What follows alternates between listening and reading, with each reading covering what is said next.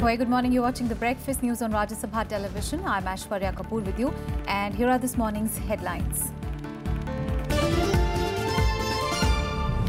30 people dead and over 250 injured in violence in Haryana and Punjab after Dera Sacha Sauda chief's conviction in a rape case. Prohibitory orders in several places.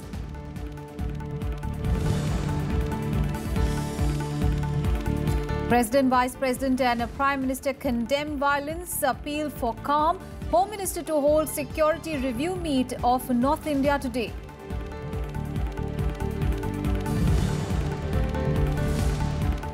Flood situation grim in Bihar. Death toll climbs to 418. 19 districts affected. A Prime Minister to make aerial survey of the flood-hit areas. North Korea fires several short-range missiles into sea off its east coast. This as South Korea and US conduct annual joint military drills.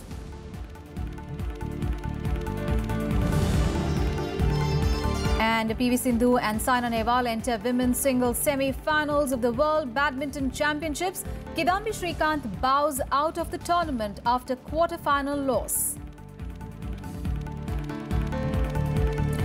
The flood situation in Bihar has worsened with the toll mounting to 418. 1.67 crore people in 19 districts of the state are affected. Prime Minister Narendra Modi will today undertake an aerial survey of the flood-affected areas of Bihar. He is also expected to hold a review meeting with the Chief Minister Nitish Kumar and other officials at Purnia. Prime Minister Narendra Modi will today undertake an aerial survey of flood-affected areas of Bihar. He will conduct survey of the worst affected districts of Purnia, Katihar and Kishanganj district. As per reports, he will hold a review meeting with Chief Minister Nitish Kumar and other officials at Purnia. The state government is expected to submit a detailed memorandum to the Prime Minister for central assistance to Bihar. The flood situation in Bihar has worsened with the toll mounting to 418. 1.67 crore people in 19 districts are affected. However, the floodwaters have receded at some places, prompting people to return home. The number of relief camps dropped to 368 from 624, in which 1.59 lakh people have still taken shelter. Araria is the worst hit district with 87 deaths. 28 NDRF teams, 16 SDRF teams and a total of 630 army personnel are assisting in relief and rescue operations. Bureau Report, Rajya Sabha TV. Meanwhile, the flood situation in Uttar Pradesh also remains grim. More than 24 lakh people in over 3,000 villages are affected in 25 districts. More than 57,000 people have taken shelter in relief camps. Several rivers in the state are flowing above the danger mark in the eastern and Tarai regions.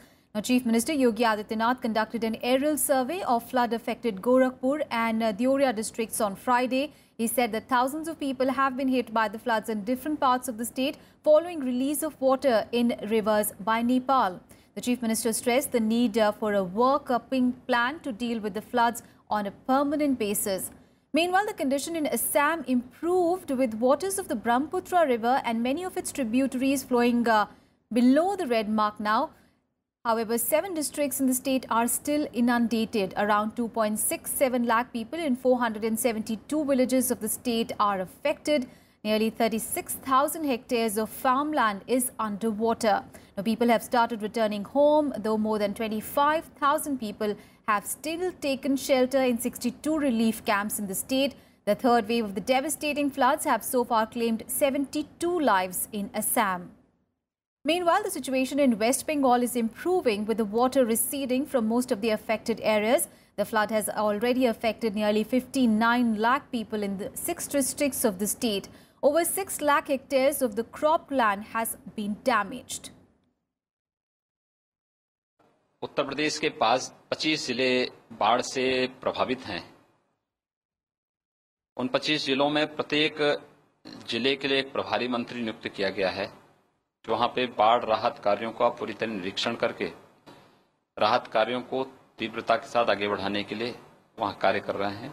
पहली प्राथमिकता हमारा बचाव का है, बाढ़ पीड़ितों को सुरक्षित स्थानों पर ले जाना, उन्हें भोजन पैकेट की उपलब्धता, शुद्ध पेयजल की उपलब्धता, पर्याप्त मात्रा में खाद्यान्न, उनके लिए अस्थायी रुकने की व्यवस्था, ये सारी चीजें पहली प्राथमिकता में उनको उपलब्ध कराने के साथ साथ उनके लिए स्वास्थ्य की सुविधा वहां उपलब्ध कराना.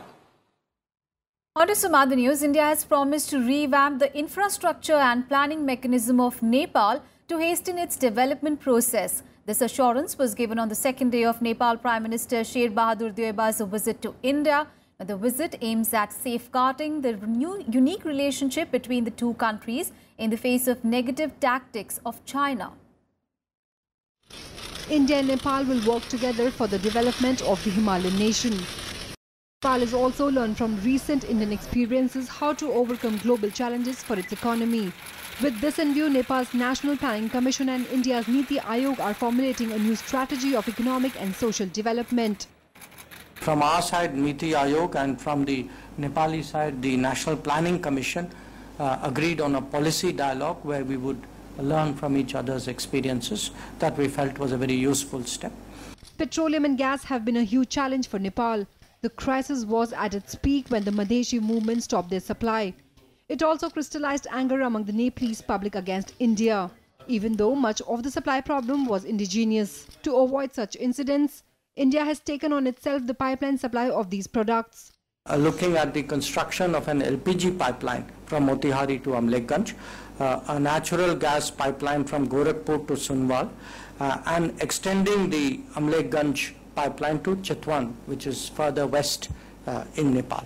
India has also assured Nepal that it will improve the spread of the rail network inside its territory and also the lines that connect it to India. It also assured that roads within Nepal will be repaired and expanded. We have had this Terai Road project underway for some time. That has made progress in the last year, certainly since the last visit of the last Nepali Prime Minister. We have now awarded contracts for 12 packages dealing with 9 roads covering roughly about 240 kilometers. In a recent visit to Nepal in connection with BIMSTEC meeting, External Affairs Minister Sushma Swaraj asked Nepal to give its priority according to the projects that could be started. In recent times, India-Nepal relations took a hit mainly due to the Madheshi movement. The Chinese influence on Nepal also added fuel to the fire. But given that many Nepalese and Indians have an intimate connect with one another, the strain in mutual relationship is counterproductive for both. Akhilesh Suman's report for Rajya Sabha TV. And the biggest developing story of the day, large-scale clashes, arson and violence erupted in the town of Panchkula in Haryana after self-styled godman Gurmeet Ram Rahim Singh was convicted of raping 2 women followers in a case dating back to 2002. 30 people are dead and 250 injured in a violence that quickly spread to other cities of the country as well. Ram Rahim will be sentenced on Monday. This is the carnage that followed Dera Sacha Sauda chief Ram Rahim's conviction, the violence leaving a trail of death and destruction. At least 29 people are reported dead and 250 others injured, after thousands of supporters of Ram Rahim went on a rampage, torching vehicles and destroying public properties, after a CBI court convicted the self-styled godman in a 2002 rape case. Haryana Chief Minister Manohar Lal Khattar admitted that there were lapses but insisted that appropriate action was being taken. यहाँ की जो घटना हुई है उसमें बताया जा रहा है कि 29 लोग अपनी जान गंवा बैठे और 200 के आसपास जो घायल हैं कुछ यहाँ हॉस्पिटल में हैं और कुछ लोगों को रेफर किया है गया दूसरे हॉस्पिटल्स में उनका इलाज ठीक से चल रहा है। मैंने डॉक्टर्स को भी कहा है कि हर प्रकार का जो इलाज की सुविधा इनकी होनी चाहिए। सारे अपने माहौल ਨੂੰ ठीक रखन शांति ਇੱਥੇ ਬਰਕਰਾਰ ਰੱਖੀਏ। ਸਾਡੀ ਸਿਕਿਉਰਿਟੀ ਫੋਰਸਸ ਸਾਰੀਆਂ ਇੱਥੇ ਛਾਈਆਂ ਹੋਈਆਂ ਨੇ ਪੰਜਾਬ ਦੇ ਵਿੱਚ। Punjab police central security forces ਫੌਜ ਦਾ ਵੀ ਪ੍ਰਬੰਧ ਸਾਡੇ ਕੋਲ ਹੈ ਅਗਰ ਲੋੜ ਪਵੇ ਲੇਕਿਨ ਆਪਾਂ ਇਹ ਜੀ ਚੀਜ਼ ਨਹੀਂ ਚਾਹੁੰਦੇ ਔਰ ਇਹ ਅਸੀਂ ਚਾਹੁੰਦੇ ਇਹ ਹੈ ਕਿ ਪੰਜਾਬ ਦੇ ਵਿੱਚ ਸ਼ਾਂਤੀ ਰਵੇ और ਇੱਥੇ कोई खून खराबा ना होए और मेरी आज बेनती है कि इस गल ਨੂੰ बरकरार रखो। Soon after the verdict was out, followers went on a rampage and clashed with security personnel. Police and paramilitary forces fired tear gas shells. Supporters set on fire several vehicles, buildings and railway stations and damaged media OB vans. More than 30 incidents of violence and arson were reported from the Malwa region of Punjab. Malaud and Ballona railway stations were partially torched. An electricity office in Sangrur town was set on fire. The violence spread to Delhi, where 2 coaches of a stationary train were set on fire at the Anand Vihar railway station. Subsequently, prohibitory orders were imposed in all but 2 districts of Delhi and Ghaziabad and Noida as well. करीब 40-45 आदमी भागते हुए आए. भागते आने के बाद में उन्होंने सीधे में दूर से ही पत्थर मारना शुरू कर दिया. सीधा टूट गया था. फिर 1-2 आदमी साइड से हो गए. मेरी टांग पकड़ ली. टांग बोलते एक के हाथ में पेट्रोल की बोतल थी. पेट्रोल की बोतल तो जैसे डालने की कोशिश कर रहा था. मैंने हाथ मारा, वो बोतल के नीचे गिर गई थी. उसके बाद में मैंने पीछे फटाफट पीछे वाले गेट खोले और पब्लिक का बचाव करा. पब्लिक को बचा दिया. फटाफट भागो भाई, भागो भागो. In view of the worsening situation, the Northern Railways has cancelled as many as 445 trains till August 28. Authorities also enforced prohibitory orders under Section 144 of CRPC in 10 Punjab districts, 9 districts of Uttar Pradesh and a district of Rajasthan and Uttarakhand. In the wake of large-scale destruction by the mobs, the Punjab and Haryana High Court has ordered that the losses caused due to the violence will be recovered from the dera. We have used requisite force. There are clear orders. We will not let anybody disturb our law and order. We are assessing the situation, and all points to the city are completely sealed, and we are taking requisite action. Ram Rahim was guilty in a case that was registered on the basis of an anonymous written complaint to the then Prime Minister and other officials by a Sadhvi that the Dera chief had sexually exploited her and other Sadhvis. The Punjab and Haryana High Court took cognizance of the complaint and a case was registered in December 2002 by the CBI. The quantum of the sentence will be pronounced on Monday. Bureau Report, Rajya Sabha TV. Now, President, Vice President and Prime Minister have appealed to the people to maintain calm in the wake of violence. The Prime Minister has said that the situation is being closely monitored round the clock. Home Minister Rajnath Singh will undertake a review meeting today on the situation in the north of the country. Opposition, however, is demanding Haryana Chief Minister M.L. Khattar's resignation. President Ramnath Kovind condemning the violence and damage to property by followers of Dera Sacha Sauda, appealing to maintain peace. Prime Minister Narendra Modi tweeting, "The violence is deeply distressing," assuring the law and order situation is being closely monitored. The Prime Minister reviewed the situation with National Security Advisor Ajit Doval and Home Secretary Rajiv Mehershi. He said officials have been asked to work around the clock to restore normalcy. अभी situation develop हो रही है, कुछ deaths हुई हैं, कुछ burning हुई है. हरियाणा डीजीपी से बात की है, वो कह रहे हैं सिचुएशन धीरे-धीरे कंट्रोल में लाई जा रही है. Home Minister Rajnath Singh has called a security review meeting today in the wake of the violence. Top Home Ministry officials, chiefs of paramilitary forces and intelligence agencies will take stock of the situation in North India. The Home Minister spoke to Chief Ministers of Haryana, Punjab, Rajasthan and Uttar Pradesh and assured them central assistance. Information and Broadcasting Minister Smriti Irani condemned the attack on media during the violence, but at the same time advised news channels to refrain from causing panic, distress and undue fear. The centre last night asked the Haryana government to provide adequate security to the CBI Special Court judge who convicted the Dera chief. Opposition parties sought the resignation of the Haryana Chief Minister. Congress President Gandhi expressed grave concern over the violence.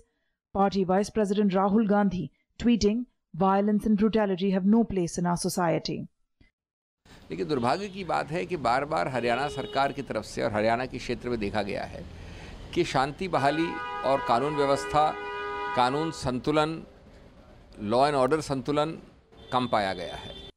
The CPIM alleged the cult headed by the Godman could hold the state to ransom because the BJP state government was hand in glove with it. Bureau Report, Rajya Sabha TV.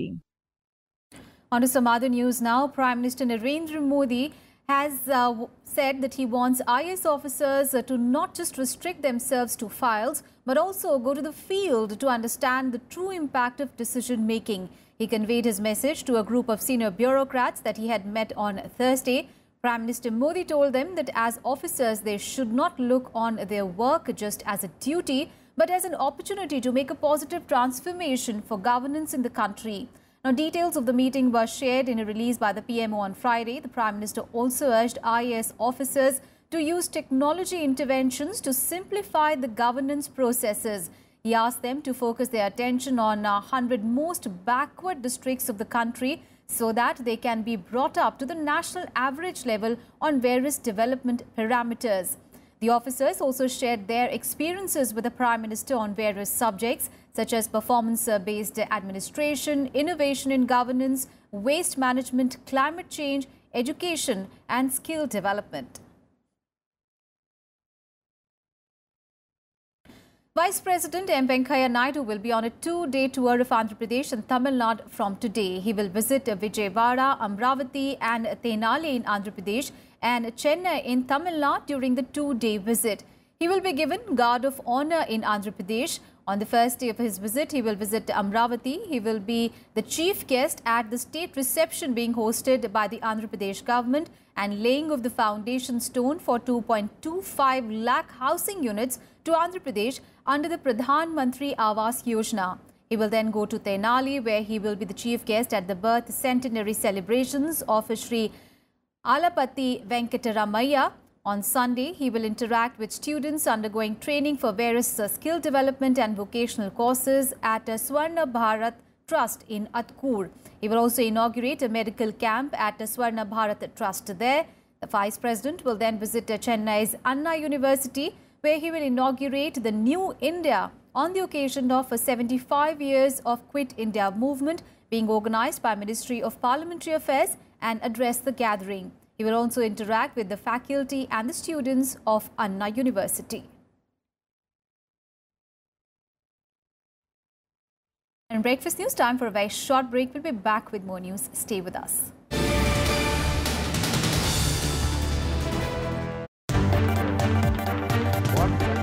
Hello and welcome. This is Amritan Rai and you're watching Constitutionally Yours. Any tribal land cannot be transferred to the non-tribe. Tribals of Tripura, they were depending on the forest. There has been a growing demand amongst the tribal community that customary law should be. Although they have codified customary laws, except for Tripura. So what is the initiative of the legislature? There is no codified customary law as yet. Watch Constitutionally Yours on Rajya Sabha television.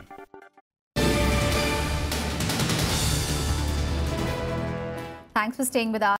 Now, crisp yellow 200 rupee notes are debuted in India on Friday. The RBI has maintained that the notes will act as a missing link and make it easier for people to transact in lower denomination currency. Here are all the details.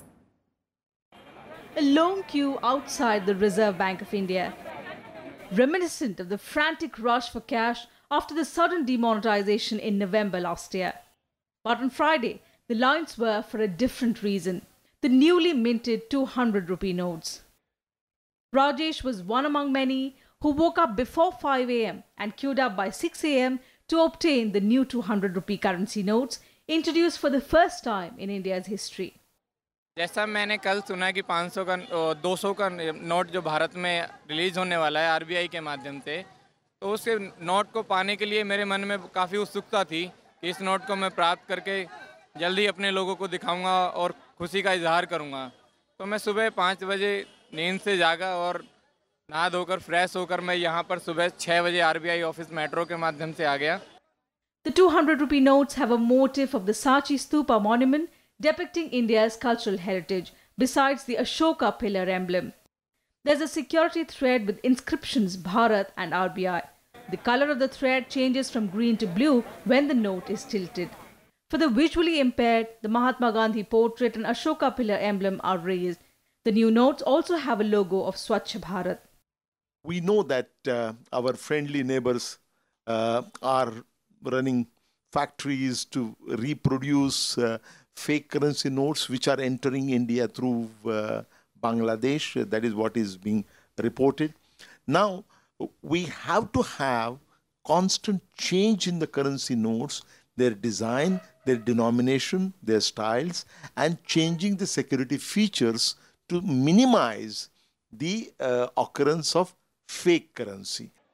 Just as it was with the 2000 rupee notes, ATM machines will now have to be reconfigured to dispense the new 200 rupee currency notes.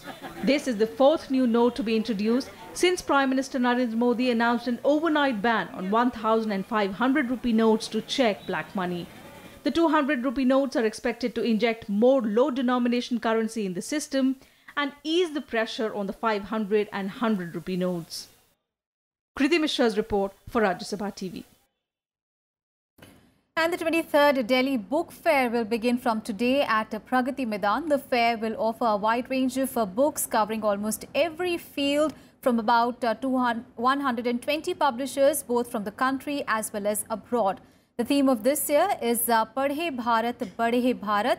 The fair will also provide a unique platform for establishing new contacts, entering into co-publishing arrangements, translation and copyright arrangements, reprinting of old and rare books, apart from providing retailing opportunities. It will also host conferences, seminars, buyer-seller meets, book releases, discussions, literary activities for children and meet the author events.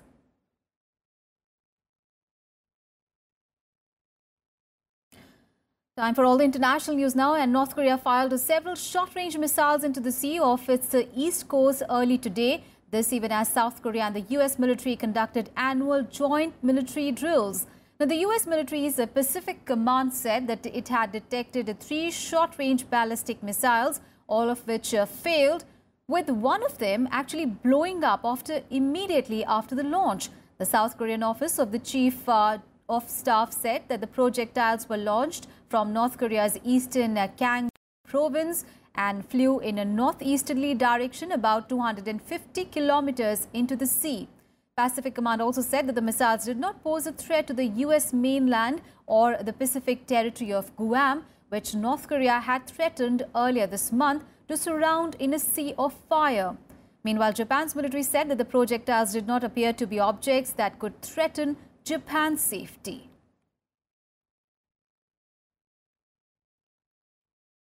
And a suicide bomber blew himself up at the entrance to the Shiite Muslim mosque in Kabul as other attackers stormed the building, killing at least 13 people, including worshippers gathering for Friday prayers. Islamic State has claimed responsibility for the attack. The assault caused chaos as the worshippers fled and others frantically searched for their missing family members. According to the Afghan Interior Ministry, at least 10 civilians were killed, including women and children, while other 30 were wounded, and at least 3 policemen were also killed and 8 were wounded. An eyewitness, however, gave a higher casualty toll than the official account. It is at least the second time this month that Islamic State has claimed responsibility for an attack targeting Shiite worshippers in Afghanistan. ساعت 1.5 نفر ما زخمی داریم بدر شاید تعداد 20 نفر یا 25 نفر هموطنان ما جوانا خواهران موسفیدای ما شهادت شده دیگه یک انفجار هم شد حالا در بیرون دیگه فهمیده نشد مردم همه پا و فرار گذاشتن. Coming in from Myanmar, where at least 59 Rohingya and 12 members of the Myanmar security forces were reportedly killed in Rakhine state after a militant group launched pre-dawn raids on police posts and tried to break into an army base. Now, the office of the Myanmar's de facto leader Aung San Suu Kyi announced that the death toll in a statement claiming that the Rohingyas killed were fighters. The statement said that an estimated 150 fighters staged coordinated attacks at around 1 in the morning in the North Mangdao township. The clashes came hours after a panel led by former UN chief Kofi Annan urged Myanmar to lift restrictions on movement and citizenship for Rohingya, a persecuted Muslim minority there. The Rohingya Salvation Army claimed responsibility for the attacks in a Twitter post, but they did not mention any casualty figures or how many fighters were involved. We condemn in this, that's quote, we condemn in the strongest terms the series of coordinated attacks carried out against the Myanmar security forces in northern areas of Rakhine State in the early hours on 25th of August. So this is specifically on those attacks. We regret the loss of life, express deepest condolences to the bereaved families, and wish a speedy recovery to the injured. We call on all parties to refrain from violence, protect civilians, restore law and order, and resolve issues through dialogue and peaceful means. News from the United States, where Hurricane Harvey, about to make a landfall on the Texas coast, has intensified into a Category 4 hurricane with maximum sustained winds of 130 miles per hour. Now, this is going to be the first major hurricane to hit the states in the last 12 years. All the flights have been cancelled. Schools, colleges and other planned events have also been postponed till further orders.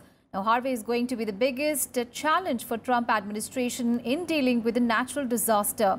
Residents have been warned to take shelter from 125 mile per hour winds and 12 feet surges when the most powerful storm in over a decade slams the mainland United States. Big story from Thailand, where the Supreme Court of the country has issued an arrest warrant for former Prime Minister Yingluck Shinawatra on Friday after she failed to appear for the verdict in a trial over a rice subsidy scheme.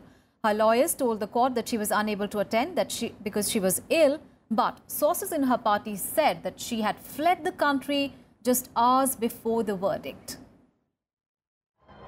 Ousted Thai Prime Minister Yingluck Shinawatra fled the country on Friday ahead of a verdict against her in a negligence trial over a rice subsidy scheme. As she failed to show up at the court, the nation's Supreme Court postponed the verdict to 27th of September, issuing an arrest warrant against her. Her lawyers, however, told the court that Yingluck was unwell, due to which she could not attend the hearing. อาการน้ำหูไม่เท่ากันตกลงเมื่อคืนหรือว่าช่วงเช้าคะไม่ทราบฮะผมสั้นๆผมมีแค่ข้อมูลแค่นี้แล้วขณะนี้คุณยิ่งรักอยู่โรงพยาบาลหรือว่าไม่ทราบยังอยู่ในประเทศไทยไหมคะยังอยู่ในประเทศไทยไหมคะ Hundreds of Yingluck supporters gathered outside the court on Friday, eager to meet the former Prime Minister amid tightened security. แล้วเรายังเชื่อว่าท่านนายกยิ่งลักษณ์ได้ทำเพื่อประชาชนชาวนาจริงๆเราก็หวังนะครับว่าความยุติธรรมนี้จะมีแก่ท่านพวกเรามาให้กำลังใจครับ Thai Prime Minister Prayut Chan-o-cha ordered security bodies to search for Yingluck Shinawatra. ผมก็ได้แต่เพียงว่ากำชับฝ่ายมั่นคงให้ดูให้ดีว่าเขาป่วยจริงหรือเปล่าเขาอยู่ที่ไหนนะกำชับเส้นทางเข้าออกทั้งช่องทางอะไรช่องทางปกติ Yingluck Shinawatra is accused of negligence in her handling of a multi-billion-dollar rice subsidy scheme under which the government bought rice from farmers at inflated prices. If found guilty, Thailand's first female Prime Minister could face a jail term of up to 10 years. Bureau Report, Rajya TV. And good news coming in from the world of sports. Ace shuttlers PV Sindhu and Saina Nehwal have assured India of 2 bronze medals at the World Badminton Championships in Glasgow. Now, both the players stormed into the women's singles semi-finals to assure India of at least 2 bronze medals, while 4th seed Sindhu defeated 5th place Yu Sun of China 21-14, 21-9. 12th seed Saina Nehwal beat local girl Kirsty Gilmour 21-19, 18-21, 21-15. Both the shuttlers will play their semi-final matches today. Meanwhile, in the men's singles event, Kidambi Srikanth bowed out of the tournament after losing his quarter-final fixture in straight games 14-21, 18-21 against world number 1 Son Van Ho of Korea. That's it from me and my team in this edition of News. But news and updates continue on Rajya Sabha television. Thanks for watching.